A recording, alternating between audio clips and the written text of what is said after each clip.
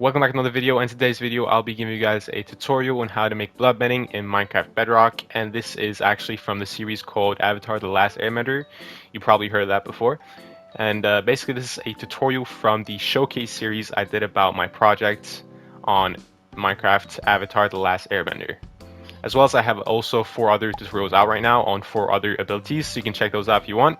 But anyways, let's get straight into the tutorial. Alright, so firstly we can kind of showcase how this looks. We have our copy of myself over here, which we can actually test this on. So if I use the ability, right? So if I actually use the ability now, as you can see, I can control him around. And you got this cool blood effect, as well as on his POV, you got this red screen effect, as well as some cool sound effects, which is pretty nice. And after a certain amount of time, I'll just drop him naturally, because you can't have like an infinite duration on this, because that would be way too overpowered. As well as if we actually do the same thing again, but if I jump and crouch, I will actually throw him like this. And of course this stops the ability, but you can do some full damage effects by throwing them high up and stuff like that. I did turn off full damage on this world, but it's pretty cool. But you can also, like another thing, you can only have one entity at a time that you actually target this with. Of course you can switch between them, but it will only actually control one at a time, like this. But anyways, let's get straight into the tutorial. So first up, you need to add some different scoreboards, 2 to be specific. And the first one is called Blood T. Press enter. Then you got Blood C, and you're good to go. Now for the actual commands. I'll actually throw this guy out off to the side right here like this. But if you look over here, first off, we have this one. Basically, this one's going to be set to 20 ticks like this. And basically, this is for the cooldown of the ability. So basically, it's counting down. Next up here, this has no ticks, of course. And this is for the cool text of the cooldown. So you actually can know how much time you got left like this. Of course, you can customize the text however you want, but keep in mind that the objective should be the same as well as that.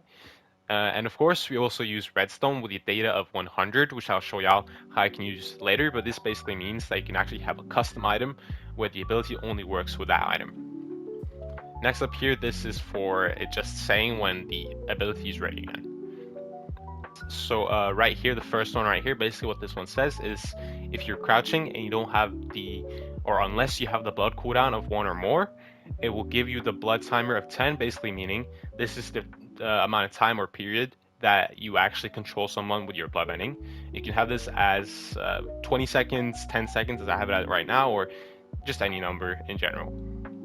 Next up here, this one basically says or means that if you're crouching and you don't already have the blood cooldown of 1 or more, it'll give you the blood cooldown of 20 seconds.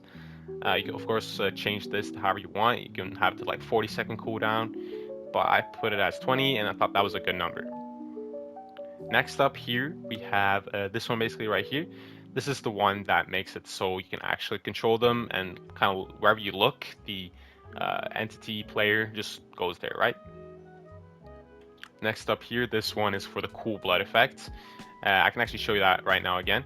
So if I just do this on this guy, as you can see, he has this blood falling out from him, and that's because of the nether wart. So let me just throw this guy away again. Now it's this one right here. Next one is this one right here. This basically destroys the nether wart and makes it do the cool particle. Very important to keep the destroy part. And then here is for the cool red color effect on the player being targeted. This is the amount of damage it does. Quite a minuscule amount of damage, but like you don't really need that much damage, I feel like, when you're doing like a bloodbending attack. Next up here, this is for the cool sound effect. It's actually the warden heartbeat, so pretty nice. Then this one right here is the cool animation you do when you actually use the ability. So if I go into third person, as you can see, I actually, oh, is it not even on? Let's check it out. I think I forgot to put it on. Yeah, look. Alright, so when I put it on, as you can see, you do this cool like choking effect. And this one's on 5 ticks, so you can copy that if you want. And next up here, this is 20 ticks, and this is what does the blood timer, or like the amount of time period of the ability, right? And then next up here, this is just stops the dig nether wart sound effect. So basically when you break a block, it makes a sound effect. I didn't want that sound effect, so I used this command. And next up here, this is for the throw. So when you jump and crouch, you can throw them. This one right here is for the sound effect when you throw them. And this one right here just sets your blood timer to 0, so you can't actually use your ability anymore after you throw them. And that was pretty much it for this tutorial. Hope you guys enjoyed.